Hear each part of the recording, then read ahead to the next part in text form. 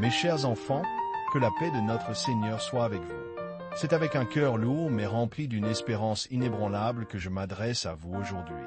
Moi, le pape Léon XIV, humble serviteur de Dieu à l'âge de 80 ans.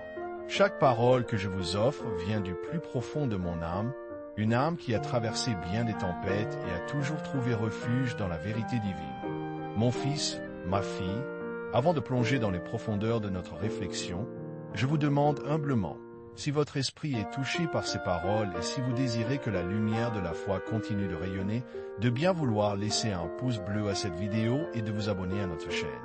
C'est un simple geste, mais il nous aide à diffuser cette semence d'espoir à travers le monde, permettant à d'autres âmes de trouver leur chemin vers la paix et la compréhension. Le titre de cette rencontre, Mes chers enfants, résonne comme un cri dans le tumulte de notre époque. Votre foi est-elle en danger? La vérité choquante que personne ne vous dit. Et je dois vous le confesser, oui, en un sens, la foi de beaucoup de nos frères et sœurs est aujourd'hui vulnérable. Non pas par la force d'un ennemi visible, mais par la subtilité du doute, par le poids de l'incertitude qui s'abat sur les cœurs et les esprits. Nous vivons dans un monde inondé de désinformation, un océan de voix contradictoires, où il devient ardu de distinguer la vérité pure du mensonge déguisé. Chaque jour, de nouvelles théories, de nouvelles peurs, de nouvelles vérités autoproclamées surgissent, créant un chaos qui trouble l'âme et ébranle les fondations même de ce que nous croyons. Je me souviens, il y a de cela bien des décennies, d'un vieux pêcheur de mon village natal, un homme simple mais d'une sagesse profonde.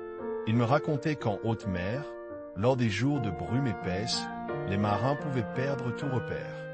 L'horizon disparaissait, le soleil se cachait, et le monde entier semblait se résumer à un cercle grisâtre autour de leur petite embarcation. À ce moment-là, me disait-il, la seule chose qui pouvait les sauver était la confiance absolue en leur boussole et le souvenir du phare qu'ils savaient exister, même s'ils ne le voyaient pas. Ils devaient ignorer les ombres mouvantes de la brume et se fier à cette petite aiguille magnétique et à la lumière invisible du phare, qui finirait par percer le voile.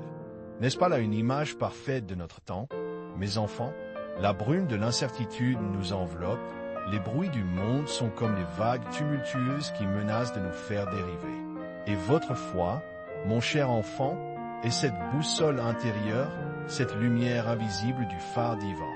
Mais si vous laissez la brume masquer la boussole, si vous permettez aux vagues de vous faire douter de l'existence du phare, alors oui, votre foi est en danger. La vérité choquante, comme le titre le suggère, n'est pas une révélation secrète ou un complot caché. C'est la simple et souvent douloureuse prise de conscience que la plus grande menace pour notre foi ne vient pas de l'extérieur, mais de notre propre hésitation à chercher la vérité avec un cœur pur, à travers le bruit assourdissant. Mais avant de poursuivre notre réflexion, mes chers enfants, permettez-moi une humble et paternelle requête. Cette mission, qui consiste à porter la lumière de l'Évangile et la sagesse divine à ceux qui se sentent perdus, est une œuvre d'amour et de dévotion. Elle nécessite des ressources pour continuer à exister et à atteindre des millions d'âmes qui, chaque jour, cherchent un réconfort et une direction. Si ces paroles ont touché votre cœur, si elles ont allumé une étincelle d'espoir en vous, je vous invite, avec toute la bienveillance de mon ministère, à considérer un geste de générosité. En cliquant sur le bouton Super Thanks, ou Merci comme on l'appelle dans certaines régions, vous pouvez faire une contribution volontaire d'amour. Chaque don, qu'il soit grand ou petit, est une bénédiction qui nous aide à maintenir cette mission sacrée, à porter la lumière à ceux qui ont perdu l'espoir, à amplifier la voix de la vérité dans un monde qui en a tant besoin. C'est un acte de charité qui sème l'amour et récolte la paix pour tous. Que Dieu vous rende au centuple votre générosité. Alors, comment pouvons-nous, en ces temps troublés, surmonter cette crise de foi et retrouver la clarté? Comment distinguer la vérité divine du chaos ambiant? La réponse, mes enfants, réside moins dans la complexité des débats théologiques que dans la simplicité d'un cœur humble et ouvert. En premier lieu, je vous invite à revenir à l'essentiel, la prière. Non pas une prière mécanique, mais un dialogue sincère avec le Créateur. Parlez-lui comme vous parleriez à votre Père le plus aimant, à votre Mère la plus compréhensive. Partagez vos doutes, vos peurs, vos espérances. Dans le silence de la prière, loin du vacarme du monde, vous commencerez à entendre une autre voix, une voix douce et apaisante, qui est celle de la vérité divine. C'est comme chercher un murmure dans une pièce bruyante. Il faut faire taire le bruit extérieur pour l'entendre. En second lieu, cherchez la vérité dans les sources inépuisables de notre foi.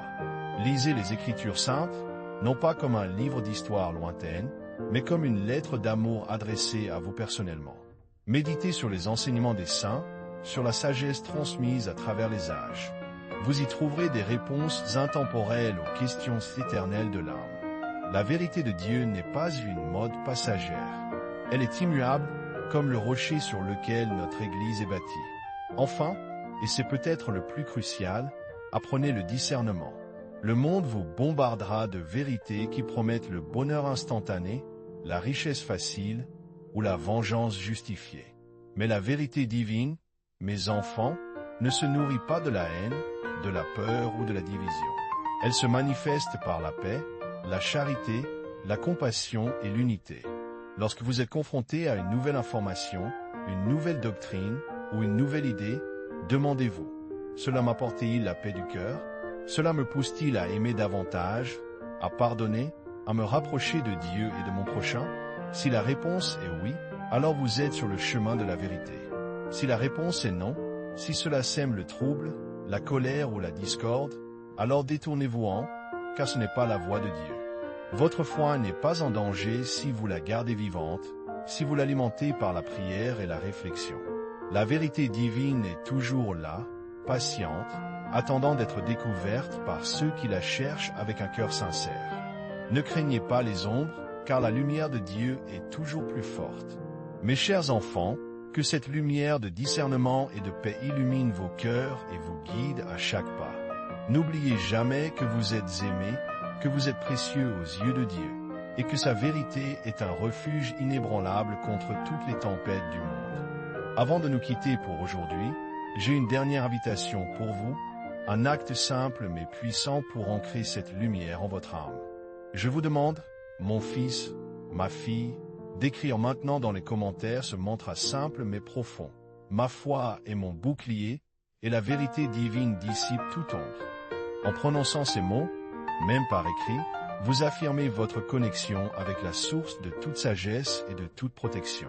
Vous déclarez à l'univers que votre cœur est inébranlable dans la vérité de Dieu. Faites-le, et ressentez la paix qui s'installe.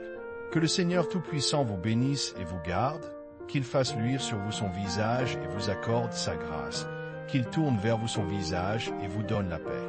Au nom du Père, et du Fils, et du Saint-Esprit. Amen. Allez en paix, et que la grâce de Dieu demeure toujours avec vous.